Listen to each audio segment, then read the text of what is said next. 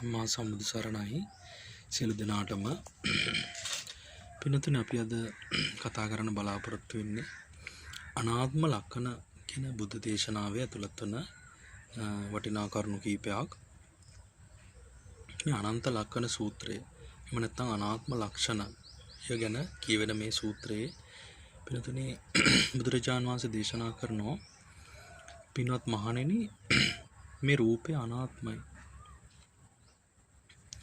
මේ රූපය ආත්මය වූයේ නම් මාගේ රූපය මෙසේ වේවා මෙසේ නොවේවා කියලා ලැබිය හැකි විය යුතුයි.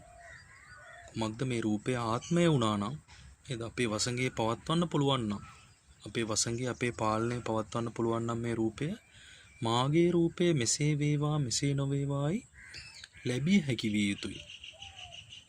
හැබැයි යම්සේ මේ රූපය අනාත්මද, මාගේ රූපය මෙසේ වේවා මෙසේ නොවේවා කියලා ලැබිය නොහැකි කියලා බුදුරජාණන් වහන්සේ දේශනා කළා. කොමක්ද පින්නතුනි? යම්සේ මේ රූපය අනාත්මද, මාගේ රූපය මෙසේ වේවා මෙසේ නොවේවා කියා ලැබිය නොහැකි කියලායි බුදුරජාණන් වහන්සේ දේශනා කළේ. දැන් බලන්න, අපිට අපේ රූපය පින්නතුනි, අපේ ශරීරය ලෙඩ වෙනකොට ඒක නවත්තන්න බෑ. වයසට යනකොට, හැම රැලි වෙනකොට, කොණ්ඩේ දෙනකොට, සුදු වෙනකොට ඒව නවත්තන්න බෑ. හරවන්න බෑ ආපස්සට. අන්න බලන්න මේ රූපේ තියෙන පිටට පේන මේ තියෙන අනාත්ම ලක්ෂණය. ඒ වගේම බුදුරජාණන් වහන්සේ දේශනා කරන ඊළඟට වේදනාවත් එහෙමයි. වේදනාවත් අනාත්මයි. මේ වේදනාව ආත්මය වූයේ නම්, අපේ වසඟේ පවත්වන්න පුළුවන් වුණා නම්, මාගේ වේදනාව විඳීම මෙසේ වේවා මෙසේ නොවේවා කියලා ලැබිය හැකි විය යුතුයි. දැන් බලන්න, යම්සේ මේ වේදනාව සැප දුක් මධ්‍යස්ථ දුක්ඛම සුඛ කියන වේදනාව යම්සේ අනාත්මද, මාගේ වේදනාව මෙසේ වේවා මෙසේ නොවේවා කියලා ලැබිය නොහැකි. ඒ වගේම සංඥාව අනාත්මයි. භාග්‍යවතුන් වහන්සේ දේශනා කරා සංඥාව අනාත්මයි. සංඥාව ආත්ම වුණා නම්, සංඥාව ආත්මේ වූවා නම්, කියන්නේ මාගේ සංඥාව, මාගේ හඳුනා ගැනීම මෙසේ වේවා මෙසේ නොවේවා කියලා අපිට ලැබිය හැකි විය යුතුයි. හැබැයි මේ සංඥාව අපේ වසඟේ පවත්වන්න බැරි නිසා, අපේ පාලනයෙන් තොර නිසා මේ සංඥාව අපිට, මාගේ සංඥාව, මම හඳුනා ගන්න දේ මෙසේ වේවා මෙසේ නොවේවා කියලා පාලනය කරන්න ලබන්න බෑ පින්නතුනි. ඊට පස්සේ බුදුරජාණන් වහන්සේ දේශනා කරා සංස්කාරත් එහෙමයි. සංස්කාරත් අනාත්මයි. නේද? සංස්කාර ආත්මය වුණා නම්, සංස්කාර අපේ වසඟේ පාලනයෙන් යුක්ත වුණා නම්, මාගේ සංස්කාර මෙසේ වේවා මෙසේ නොවේවා කියලා පණවන්නට ලැබිය හැකි විය යුතුයි. හැබැයි සංස්කාර අනාත්ම නිසා මාගේ සංස්කාර මෙසේ වේවා මෙසේ නොවේවා කියලා කිසිසේත්ම ලබන්නට බෑ. විඥානයත් ඒ වගේ පින්නතුනි. විඥානය කියලා කියන්නේ මේ ධර්මයේ විශේෂ වූ දැනීම, විශේෂයෙන් දැන ගැනීම, දැනගන්නා ස්වභාවයට විඥානං කියනවා පින්නතුනි. අපි මේ ලෝකයේ අස කන නාසය දිවකය මනසින් ආයතන හයෙන්ම සැප දුක් අදුක්කම සුඛ මධ්‍යස්ථ ආදී මේ වේදනා දැනගන්නවා. විදීම් හඳුනා ගැනීම මේවා දැනගන්නවා පින්නතුනි. ඉතින් මේ ආදී වශයෙන් අපි දැනගන්නා වූ යමක් ඇද්ද, අනේක ඒක විඥානය කියලා අපිට හඳුන්වන්න පුළුවන්. ඉතින් පින්නතුනි බලන්න, මේ විඥානයත් එහෙමයි. විඥානය අනාත්මයි. මාගේ විඥානය මෙසේ වේවා මෙසේ නොවේවා කියලා ලබන්නට බෑ.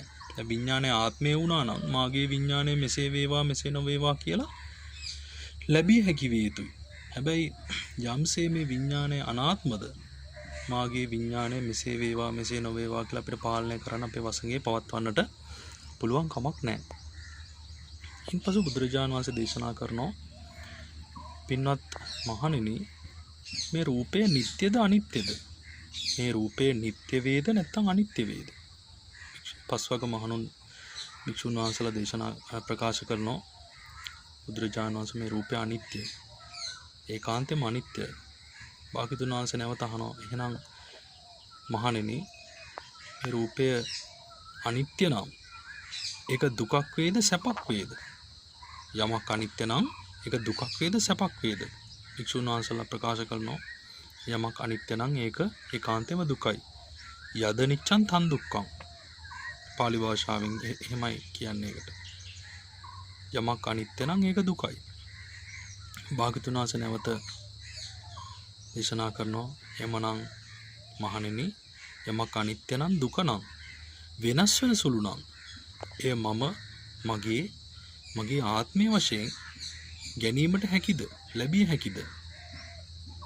භික්ෂුන් වහන්සේලා ප්‍රකාශ කරන එසේ පිළිගැනීමට ලබන්නට නොහැකි බුදුරජාන් වහන්සේ.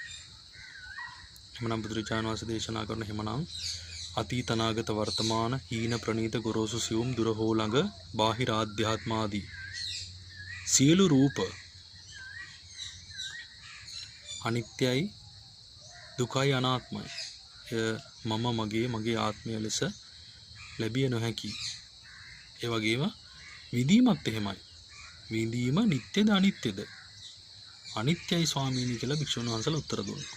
එහෙමනම් විඳින දේ මේ විඳීම සැප දුක් අදුක්කම සුඛ කියන තුන් ආකාර වූ විඳීම අනිත්‍ය නම් ඒක දුකක්ද සැපක්ද? යමක් අනිත්‍ය නම් ඒක දුකයි කියලා භික්ෂුන් වහන්සේලා උත්තර දුන්නා. ඊපසු යමක් අනිත්‍ය නම් දුක නම් වෙනස් වෙන සුළු නම් එය මගේ ආත්මය ලෙස ගැනීම හැකිද? එසේ ලබන්නට නොහැකි කියලා භික්ෂුන් වහන්සේලා උත්තර දුන්නා. මේ විදිහට පින්නතුනි සංඥාව සංස්කාර විඥාන හඳුනා ගැනීම සංස්කාර විඥාන කියන තුනටත් භාග්‍යවතුන් වහන්සේ විදිහටම ප්‍රශ්න කළා. මේ තුනම නිට්ටයද අනිත්‍යද? භික්ෂුන් වහන්සේලා උත්තර දුන්නා අනිත්‍යයි. එහෙනම් යමක් අනිත්‍ය නම් ඒක දුකක් වේද සැපක් වේද? ඒකාන්තයෙන්ම දුකයි කියලා භික්ෂුන් වහන්සේලා උත්තර දුන්නා. යමක් අනිත්‍ය නම් දුක නම් වෙනස් වෙන සුළු නම් එය මගේ ආත්මය ලෙස ගැනීම හැකිද? ලැබිය හැකිද? එසේ ගන්නට ලබන්නට නොහැකි බුදුරජාණන් වහන්සේලා උත්තර දුන්නා. එහෙමනම් අතීත අනාගත වර්තමාන බාහිර ආධ්‍යාත්ම ගොරෝසු සියුම් හීන ප්‍රනීත දුර හෝ ළඟ කියන මෙන්න මේ 11 ආකාර රූප වේදනා සංඥා සංකාර විඥාන මේ පහම අනිත්‍යයි. යමක් අනිත්‍ය නම් ඒක දුකයි.